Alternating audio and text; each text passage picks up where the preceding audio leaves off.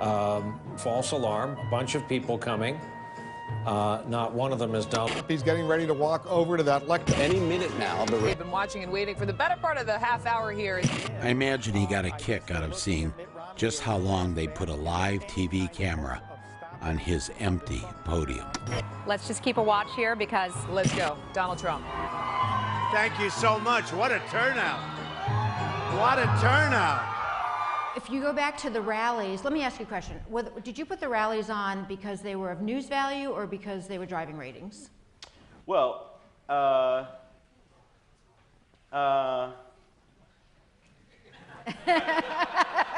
Man, who would have expected the ride we're all having right now? This is pretty amazing, and, you know, who would have thought that this circus would come to town? But, you know, it may not be good for America, but it's damn good for CBS. That's all I got to say.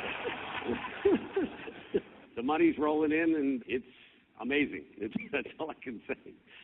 I've never seen anything like this, and, you know, this is going to be a very good year for us. All of the big networks were run by men, and some of their biggest stars shared a lot in common with Donald Trump. The word judgment has been used a lot concerning your use of your personal email. Why wasn't it disqualifying if you want to be commander?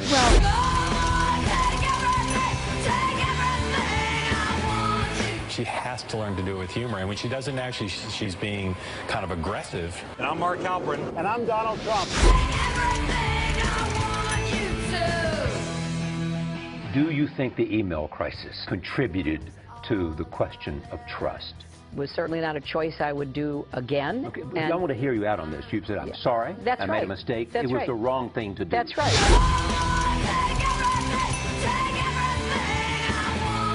Fox News has a secret formula, and we're never going to tell anybody what it is.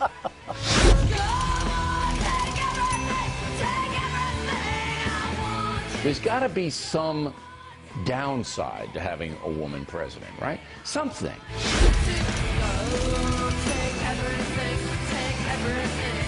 Hold it. Let's get some more air conditioning. Hey, Matt, turn up the air conditioning. Up the air conditioning. This malignant narcissist, the one on the right, has always played the media for suckers and gotten away with it. I should know. Back in 1998, Trump and I were booked together on Roseanne Barr's new talk show. He did not know that he was scheduled to appear with me. I was all set to take him down, but he wanted nothing to do with it. I saw he was getting ready to leave. Tell her, have a good time. Excuse me, Mr. Trump? Roseanne's producers asked him to hold up and came and spoke with me and begged me to go easy on him. I don't know. He was scheduled to be on Politically Incorrect with me, and when he heard I was on, he skedaddled. So. Did he really? Yeah. We're not, you know, we're a daytime show, so there can't be... What does she want to do? She would love to have you both out there. Have you asked him? No. You were the easy ones to see. Right. Get you on board, I'm sure then... I didn't want Trump to walk, which would screw up Roseanne's show, so the next thing I knew, I was playing nice. I've been on unemployment 3 different times in my life. And but you know what? Neither one of us was ever $1 billion in the hole. I was down, you know, almost about 900 million in a negative sense. Oh, you know, my. Instead of asking him which Russian mobsters bailed him out of his billion-dollar debt, I just decided to make a joke. And what unemployment line were you standing in? I was doing okay. I did learn one interesting tidbit. He had seen my movie, Roger and Me. I tell you, I loved what he did. If I was Roger, I wouldn't have liked it, but I enjoyed it. I hope he never does one on me, though.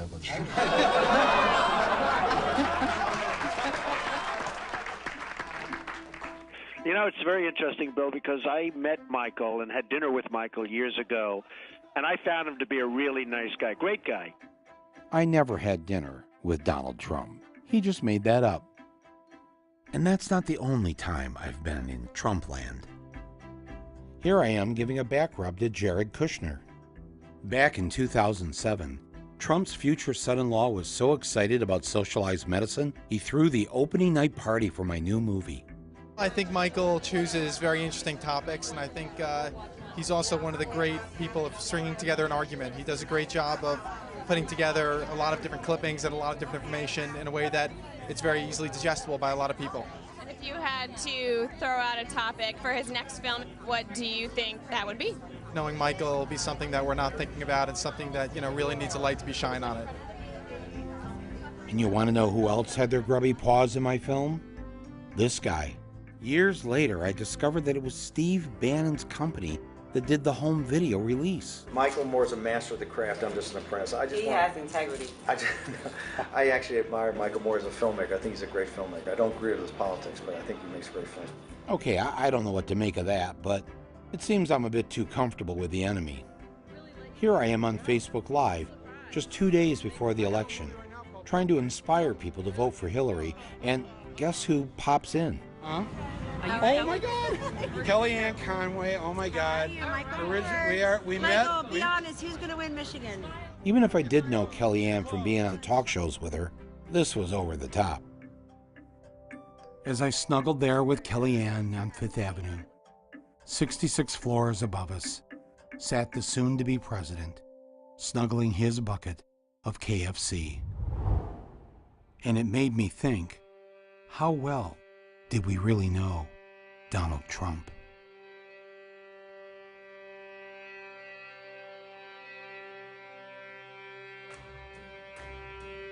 She's really a beautiful baby, and she's got Marla's legs. We don't know whether or not she's got this part yet, but time will tell. You going up the escalator? I'm going to be dating her in 10 years. Can you believe it? Who is his favorite? I'm going with Ivanka. I'm going with Ivanka.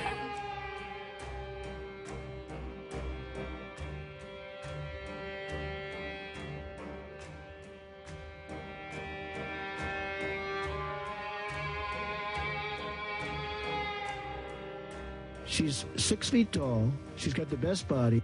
When Ivanka Trump came on stage, it's nice to see a dad kiss his daughter. Trump responded, he kisses her every chance he gets. Did your daughter get breast implants? No, she didn't. I mean, I would know if she did. She's actually always been very voluptuous.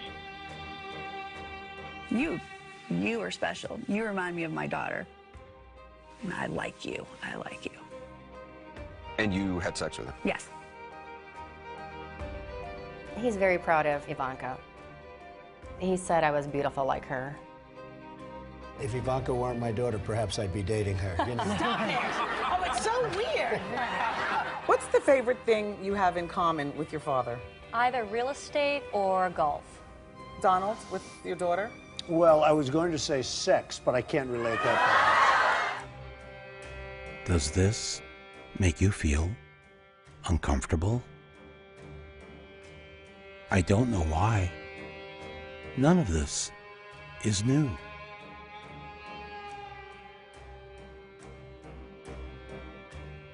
He's always committed his crimes in plain sight. We expect to be successful in court. We knew about this. Should he have ever been able to build or own another apartment building? He did this too, right? Demanding the execution of 5 innocent black teenagers. And let's all hate these people, because maybe hate is what we need if we're going to get something done. We don't know who did that crime. And we all definitely knew about this. All I want to do is see this guy's birth certificate.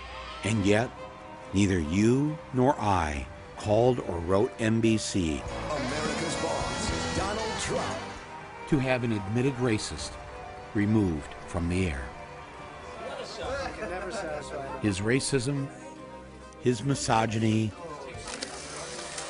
To have the owner come waltzing in when we're naked in a very physically vulnerable position. You know, I'm inspecting. I want to make sure that like everything is good. You're there. Yeah, the dress. Is everyone okay? You know, they're standing there with no clothes. And so I sort of get away with things like that. All of this done out in the open, as if by doing it publicly, it was okay. No one would object. Even committing treason on worldwide TV was acceptable because he didn't hide it.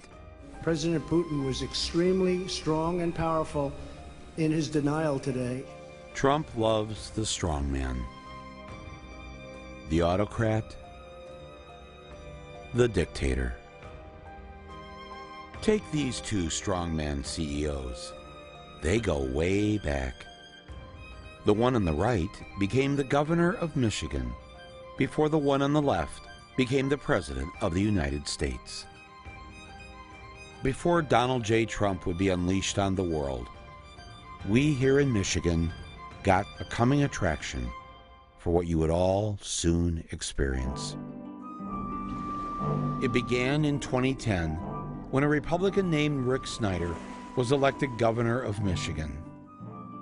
He had no experience in public service, but he was very, very good at foosball. Oh, not again! And he was very, very rich. He had been CEO of Gateway Computers. You remember, right? The piece of shit computer. And he told the voters of my state that he was going to run Michigan like a business. I was hired to serve our citizens. They're my customers. Ah, yes. We're the customers. The customers of the big business that he was running. The ones that would pay for his billion-dollar tax break for the rich. The Michigan business tax is gone. Emboldened by his victory, he was not satisfied with just being governor.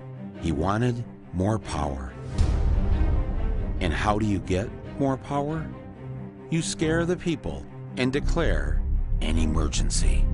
Governor Rick Snyder appoints an emergency manager. Prop 1, the emergency financial manager. When citizens got their emergency manager. And it is official. State police and a security team out to try and keep peace. The emergency manager bill is now a law. Governor Snyder signed the emergency manager law. Even though there was no emergency. He staged a coup. He removed from power the elected mayors and city councils of Detroit, Flint, Pontiac, and Benton Harbor, and install his cronies to run them in the way that he saw fit. This was a premeditated plan to reduce and privatize public services so that corporate people like him could make more money. People don't think that this is happening in the United States. If you don't say like Flint, Michigan, and you just say the powers of this person, like they'll think like it's Honduras. This is a way to target Black and brown communities. It was a king. The governor put a king into the city of Flint, and he ruled without being responsible to anyone. Look at the cities in Michigan that are under emergency management. The ones the governor took over. The governor took over. At one point, 50% of African Americans in the state were under emergency management, compared to 2% of whites.